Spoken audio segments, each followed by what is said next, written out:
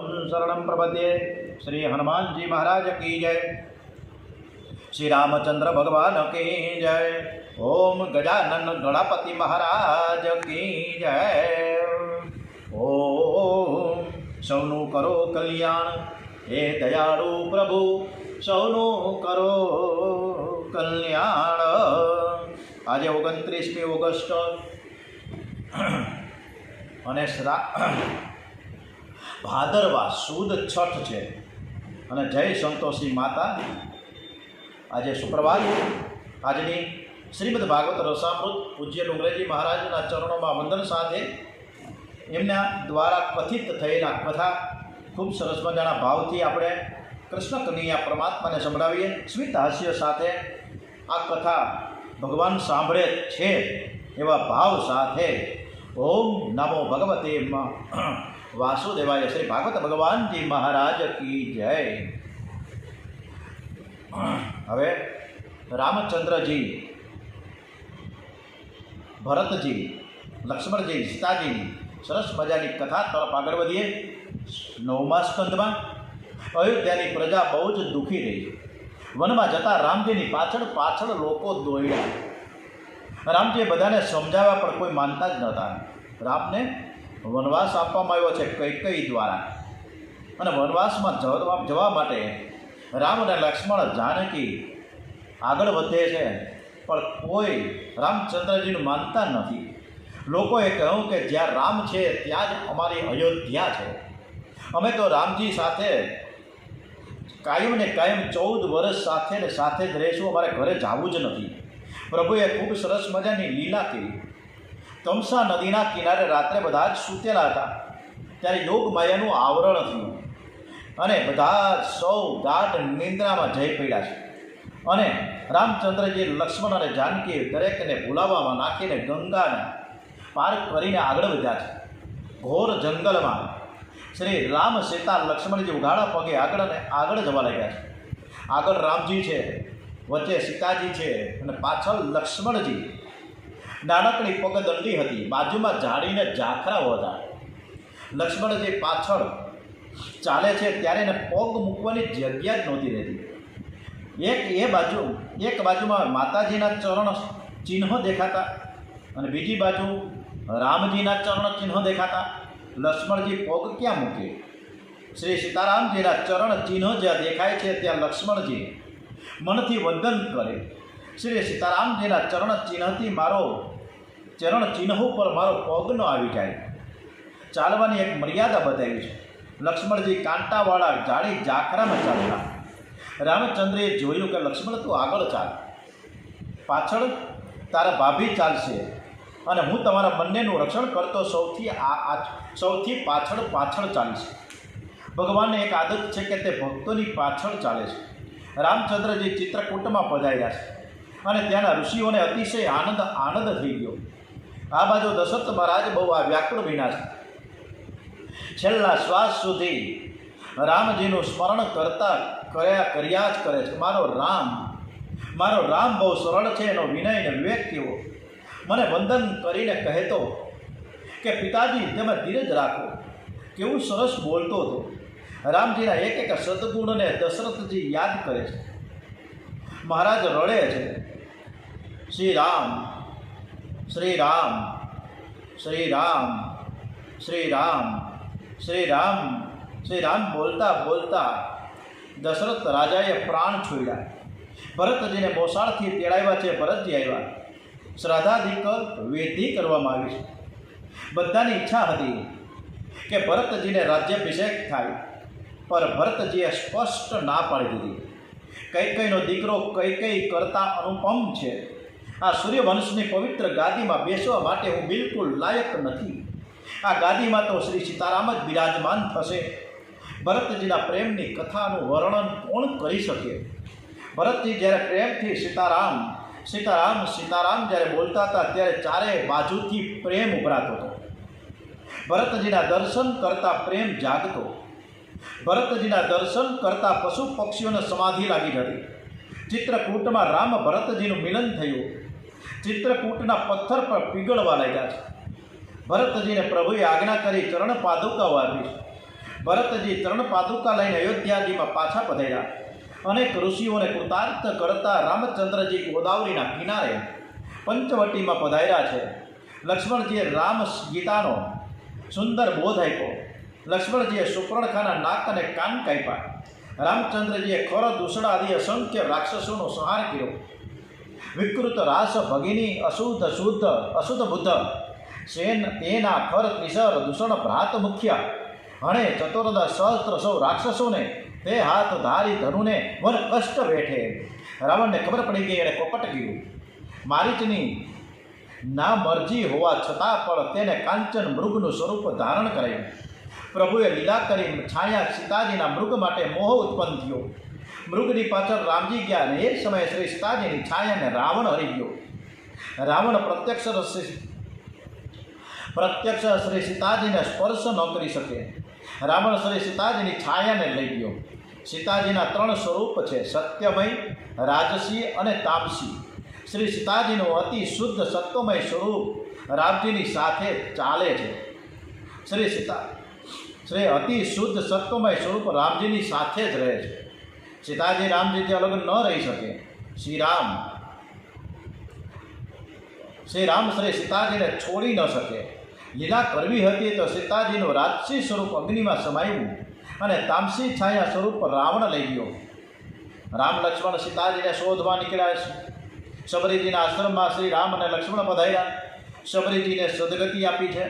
સુગ્રીવની સાથે મૈત્રી કરી વાલીને માર્યો. કિષ્કિંધાનું રાજ્ય સુગ્રીવને આપવામાં આવ્યું છે. વાનર સેના ભેગા કરી ચારેય દિશામાં વાનરોને મોકલ્યા. દક્ષિણ દિશામાં અંગદ, નલ, નીલ, જાંબુવન હનુમાનજીને જવાની આજ્ઞા કરી. રામચંદ્રજી જાણતા હતા કે એમનું કામ તો હનુમાનજી જ કરી શકે એમ છે. હનુમાનજીએ શ્રી સીતાજી માટેનો સંદેશો કહ્યો. હનુમાનજીએ વંદન કરીને કહ્યું કે લંકામાં તો અનેક દેવ ગાંધર્વ કન્યાઓ છે, અપ્સરાઓ છે, અનેક સ્ત્રીઓ છે. શ્રી સીતાજીને ઓળખી શકું એવું કંઈક લક્ષણ મને બતાવો. રામચંદ્રજીએ કહ્યું છે કે શ્રી સીતાજી ગોરા છે અને એમના વાળ બહુ સુંદર છે. હનુમાનજીએ કહ્યું, મહારાજ, હું કોઈ દિવસ આ શરીરનું ચિંતન કરતો નથી. સીતાજી ગોરા છે કે વાળ સુંદર છે એવું બધું હું ધ્યાનમાં રાખતો જ નથી. એ મારી મા છે. હું તો બ્રહ્મચારી છું. જે તનનું ચિંતન કરે છે ને એનું મન બગડે છે. શરીર સુંદર છે, કલ્પનાથી જ કામ ઉત્પન્ન થાય છે. આ શરીરનું ચિંતન ન કરો. મળમૂત્રથી ભરેલું આ શરીર છે ને, એ શરીર ધ્યાન કરવા લાયક છે. ધ્યાન કરવા બિલકુલ લાયક છે જ નહીં. કારણ કે આની અંદર વિષ્ઠા છે, મળમૂત્ર છે અને કામ વિકારો છે. હનુમાનજીએ કહ્યું કે ધ્યાનમાં રાખી શકું એવું કાંઈક તમે લક્ષણો મને બતાવો. અને ત્યારે રામચંદ્રજીએ કહ્યું કે મારા યોગમાં એ સતત મારું ધ્યાન ધરે છે. મારા નામનો એ જપ કરી રહ્યા છે સીતાજી. અને ત્યારે એ સીતાજી જ્યાં હશે ત્યાંથી એ દરેક ઠેકાણાથી રામ રામ રામ રામ એવો ધ્વનિ નીકળતો હશે. સીતાજી વનમાં હોય, ઝાડના તળે હોય કે ગમે ત્યાં હશે ત્યાં રામ નામનો ધ્વનિ નીકળતો હશે. હનુમાનજી આ લક્ષણ ધ્યાનમાં રાખ્યું છે. દરિયો ઓળંગે હનુમાનજીએ લંકામાં પ્રવેશ કર્યો. માતાજી જે ઝાડની છાયામાં બિરાજતા હતા એ વૃક્ષમાંથી શ્રી રામ શ્રી રામ શ્રી રામ એવો ધ્વનિ નીકળતો હતો. ધ્વનિ પ્રતિધ્વનિ ઉત્પન્ન કરે છે. માતાજી આખો દિવસ જપ કરે છે. શ્રી રામ યોગમાં રામજીનું ધ્યાન અને રામ નામનો સતત જપ કરતા કરતા તન્મય થયા છે. હનુમાનજીએ સીતારામના દર્શન થયા છે. હનુમાનજીએ સંદેશો કહ્યો. પછી લંકા બાળીને હનુમાનજી મહારાજ પાછા ફેર્યા ત્યારે રસ્તામાં બ્રહ્માજી મળ્યા. અને બ્રહ્માજીએ હનુમાનજીને એક પત્ર લખીને આપ્યો છે. બ્રહ્માજીએ વિચાર કર્યો કે હનુમાનજીએ લંકામાં પરાક્રમ જે કર્યા છે મોટા મોટા સરસ મજાના, એ રામજીને જઈને પોતે તો કહેશે જ નહીં. તો રામજીને કહેશે કોણ કે હનુમાનજી આવું કામ કર્યું છે?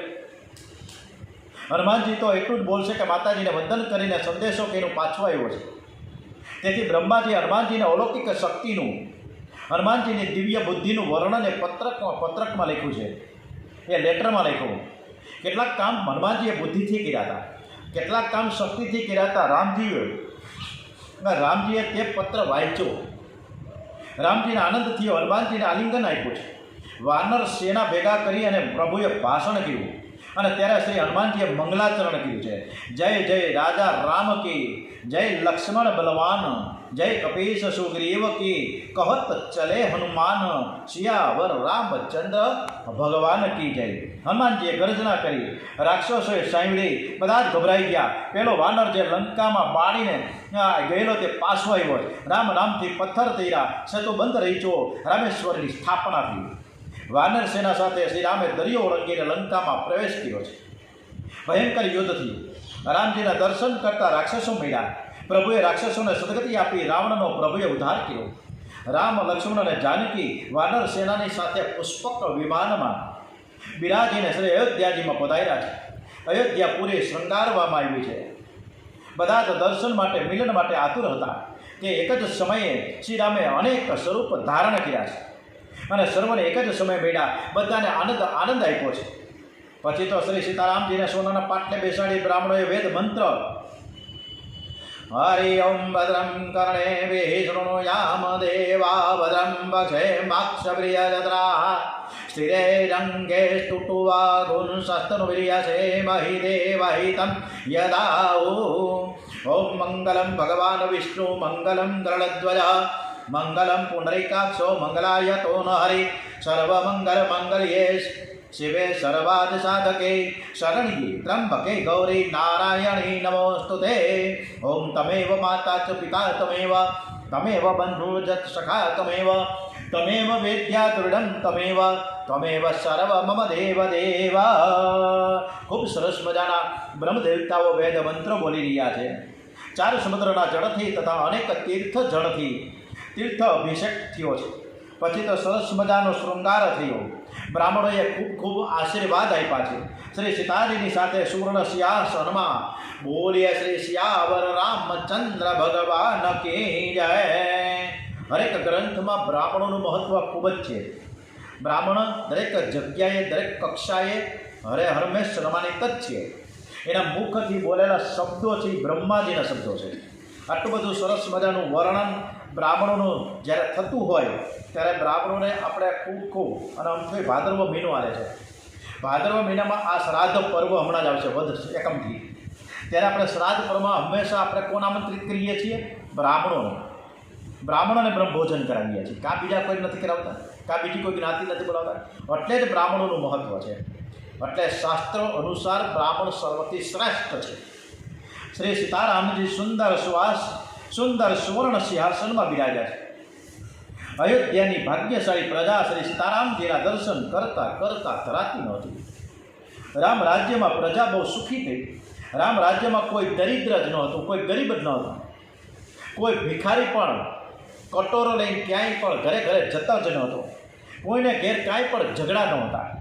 રામ રાજ્યમાં કોઈ વિધવા નહોતી, કોઈ મૂર્ખ નહોતું. બધા જ જ્ઞાની હતા. બધાના જ ઘેર સત્સંગ થતો હતો. રામ રાજ્યમાં માતા પિતાના જીવતા બાળક મળતો ન હતો. એના જીવતા માતા પિતા મને બરાબર યાદ છે કે અમારા ગોંડલ ગામે અમારા એક દરબાર ને ત્યાં બહુ સરસ પવિત્ર એ કુટુંબ હતું દરબારનું. પરંતુ કુદરતની જે કાંઈ હોય રચનામાં એમના દીકરા એની હાજરીમાં સ્વર્ગસ્થ થયા. એ કેટલો બધો વળપાત હશે એ દાદાના દાદીને, પરંતુ ભગવાનની આગળ આપણું કંઈ ચાલતું નથી. અને અહીં તો રામ રાજ્યમાં મા બાપની હાજરીમાં ક્યારેય કોઈ બાળક મળતો ન હતો. રામ રાજ્યમાં બધા જ બ્રાહ્મણો અગ્નિહોત્રી હતા. રામ રાજ્યમાં બધા જ એકાદશીનું વ્રત કરતા. રામ રાજ્યમાં કારાગૃહ બધા જ ખાલી પડ્યા હતા, તાળા જ હતા, ખુલ્લા તાળા જ નહોતા. કોને તાળા મારે? અંદર કેદી જ નહોતા. ક્યાંય ચોરી થતી નહોતી. કોઈનું અન્યાયનું કે અધર્મનું ધન લૂંટતા નહોતા. કોઈને કંઈ જોતું જ નહોતું. અને રામ રાજ્યમાં બધા જ સુખી હતા. આ રામ રાજ્યની સ્થાપના તો હવે ભવિષ્યમાં તો કોણ જાણે ક્યારે થાય ખબર નથી. ન આદિ વ્યાધિ કે ન ગ્લાનિ દુઃખ શોક ભય શ્રમ જરા તેમ વિના માગે મૃત્યુના કોઈનું નૃપ. રામ રાજ્યમાં કોઈને આદિ વ્યાધિ જ નહોતા. આદિ અને વ્યાધિ આધિ અને વ્યાધિમાં વ્યાધિ એટલે અનેક પ્રકારની આપણે જે ચિંતાઓ લઈને બેઠા છે એ, અને આધિ એટલે આપણા રોગ, આપણા શરીરના રોગો સાથે સાથે જે ચિંતાઓ પણ અનેક પ્રકારની લઈને બેઠા છીએ. પણ એ વખતે આધિ ને વ્યાધિ જ ન હતા. શરીરના રોગને આધિ કહેવામાં આવે છે, મનના રોગને વ્યાધિ કહેવામાં આવે છે, મનના રોગને આધિ કહેવામાં આવે છે. રામ રાજ્યમાં ડૉક્ટરનો ધંધો જરાય ચાલતો જ ન હતો, અને આજે ઠેક ઠેકાણે મેડિકલ સ્ટોર એટલા બધા છે, 24 કલાક ચાલુ છે.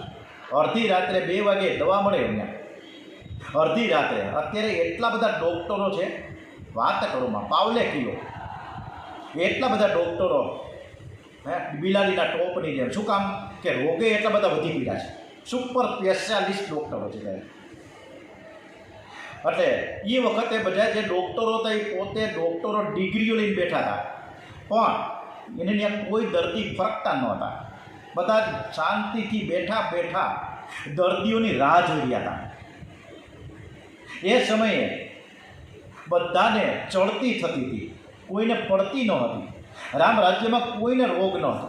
માનવ ધર્મની મર્યાદાનું પાલન કરે, સંયમ સદાચારથી ભક્તિમય જીવન ગાળે તો રોગ થાય નહીં. રોગ છે પાપનું ફળ છે. માનવ જ્યારે ધર્મ છોડે છે, સંયમ અને સદાચાર છોડે છે ને, ત્યારે શરીરમાં રોગ ઉત્પન્ન થાય છે. રામાયણનો એક એક અક્ષર વક્તાઓ અને શ્રોતાઓના પાપને બાળનારો છે. રામજીના ગુણ અનંત છે, અને રામજીની લીલા પણ અનંત અનંત છે. અનંતની કથાનો અંત આવતો જ નથી. નાકો તયા રઘુપતિ સમખ્યાતે વિશ્વે, લીલા અવતાર ધરનાર સુરો હિતાર્થે, મારે અસુર જલ રે પર પાદ બાંધે, સહાય કપિદલ બધે પ્રભુની લીલાએ, જેના પવિત્ર યશ દિગ્ગજ વસ્ત્ર સાથે, પાપગ્ર સર્વ ઋષિરાજ સમાજ ગાયે, જેને પાંદાબ્જ રૂપ દેવ ધરે કિરીકે, તે રામ શ્રી રઘુપતિ શરણમ પ્રપદ્યે. રામચંદ્રજીને ત્યાં 2 બાળકો થયા છે, લવ અને કુશ. કુશનો વંશ વધ્યો. આ વંશમાં નિષિદ્ધ, મરુ, સુદર્શન, નાભ ઇત્યાદિ અનેક રાજાઓ થયા છે. આ સૂર્યવંશમાં છેલ્લો રાજા સુમિત્ર નામનો થયો છે. ઈશાક વંશના રાજા થશે સુમિત્રતા લગી, તે પછીથી કલી કેરે થાશે વંશ તણી ઇતિ. ભાગવતમાં લખવામાં આવ્યું છે કે સુમિત્ર રાજા સુધી જ આ વંશ રહેશે, પછી આ વંશનો વિનાશ થશે. સૂર્યવંશ પ્રકરણ પરિપૂર્ણ થાય છે. હવે ચંદ્રવંશનો આરંભ થાય છે, જે ચંદ્રવંશમાં ભગવાન શ્રી કૃષ્ણ પ્રકટ થવાના છે. આ 9મા સ્કંદમાં આપણે રામાયણનું ખૂબ સરસ મજાનું આલેખન કર્યું છે વ્યાસજીએ. સરસ મજાની રચનાઓ ચાલી રહી છે, અને હમણાં જ 9મો સ્કંદ પૂર્ણ થાય છે. બરાબર સરસ મજાની કથા તરફ આપણે એકદમ એક ધ્યાને અને એક હરવાકાને આ કથા સાંભળી. આદિનારાયણ પરમાત્માની ડૂંટીમાંથી કમળ ઉત્પન્ન થયું છે. એ કમળમાં બ્રહ્માજી પ્રગટ થયા. બ્રહ્માજીના પુત્ર અત્રિ થયા. અત્રિ ઋષિનો પુત્ર થયો ચંદ્ર. ચંદ્રનો પુત્ર થયો બુધ. બુધનો પુત્ર પુરુરવા થયો. પુરુરવા રાજાનું લગ્ન ઉર્વશી સાથે થયું. આ વંશમાં આયુધ, શ્રુતાયુ, વિજય, જય, રથ, રય એવા અનેક બાળકો થયા. વિજયના વંશમાં ભીમ થયો. ભીમ રાજાના વંશમાં જહનુ નામનો રાજા થયો. જહનુના વંશમાં ગાધી થયો. ગાધી રાજાની કન્યા સત્યવતીનું લગ્ન રુચિક ઋષિ સાથે થયું. એમને ઘેર જમદગ્નિ થયા. જમદગ્નિને ઘેર પરશુરામ ભગવાન પ્રકટ થયા છે. બોલીએ શ્રી પરશુરામજી મહારાજ કી જય. પરશુરામજીએ 21 વખત પૃથ્વી નક્ષત્રી કરી નાખી હતી. એ પરશુરામજીની થોડીક કથાનું વર્ણન થયું. પુરુરવાનો પુત્ર જે આવ્યો હતો એના વંશમાં નહુષ નામનો રાજા થયો.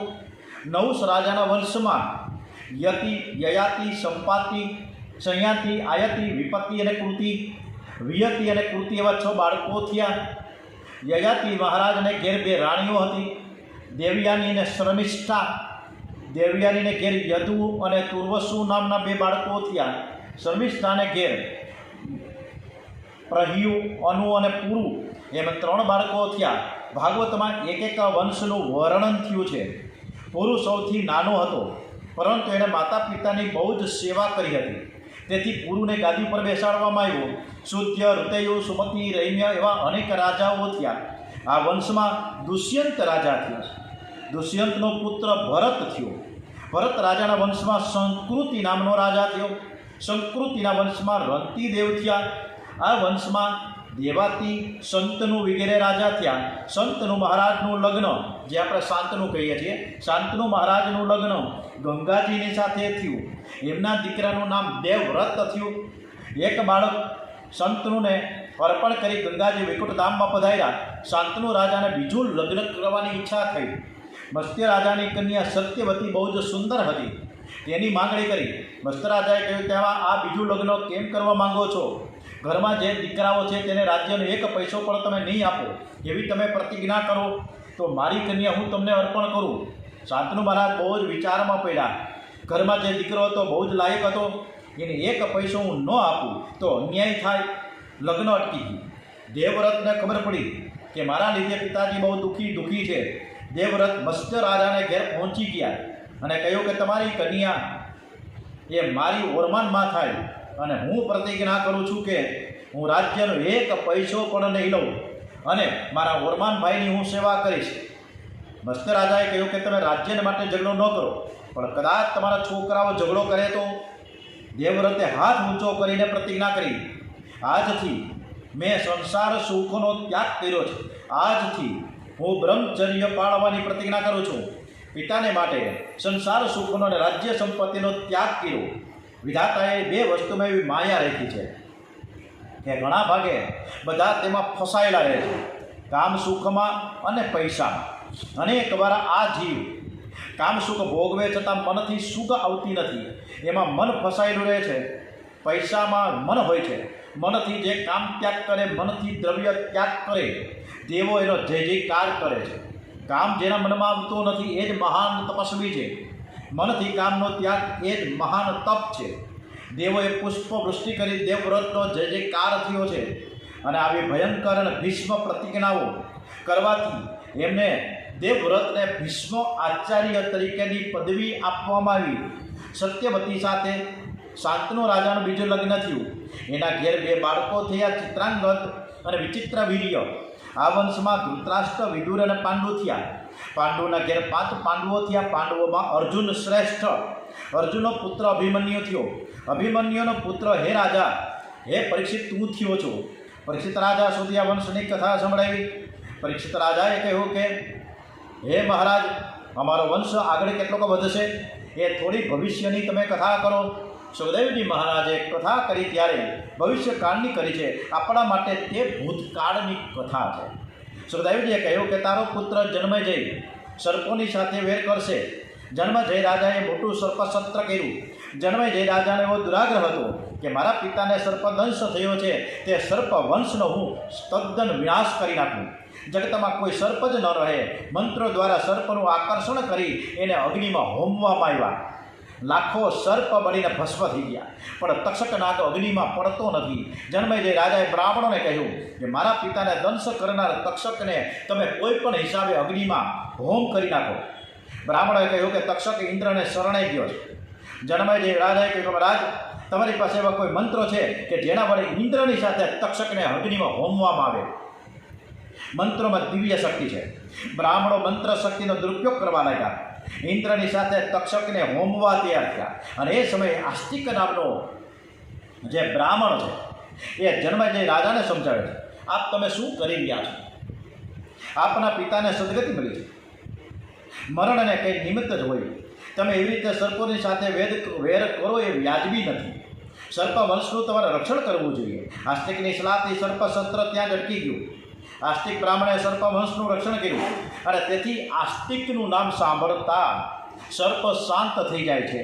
સર્પ ક્રોધમાં હોય ત્યારે તમે આસ્તિક બોલશો ને તો તેનો ક્રોધ શાંત થઈ જશે.